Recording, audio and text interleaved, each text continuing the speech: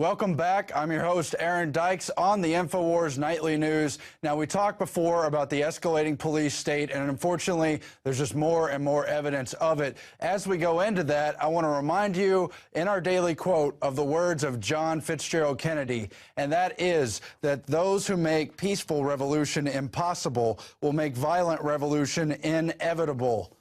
And we turn now to our news and see that this is, in fact, surely happening because new Microchip knows your location to within centimeters. That's on new smartphones, a new chip they're going to be putting in there. Forget the chip on your forehead, Paul Joseph Watson writes. It's going to be in your phone, and it can track you down to just a few centimeters, less than inches, less than feet. It will know what floor you're on in buildings. It's going to totally track you.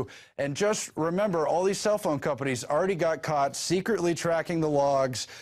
They've also had police departments, especially in the UK, I think also in the US, who've been taking cell phone data from drivers on routine stops without a warrant, and surely doing that as well from various types of suspects. With the effort to legally establish surveillance drones, further, the efforts to legally establish surveillance drones as a legitimate tool in domestic law enforcement could aid authorities in saving a lot of time and money, especially if they can just ask the cell phone companies for a log of all the location data. And if they're taking the cell phone data, as we've already discussed, how much would it take for them to put together a total tracking timeline for anyone who's a suspect or a political dissident or anyone else they want to put on the sidelines? And indeed, you've got Apple, Google, Microsoft, all the other companies working behind the scenes with law enforcement to make it happen. Just takes us one step closer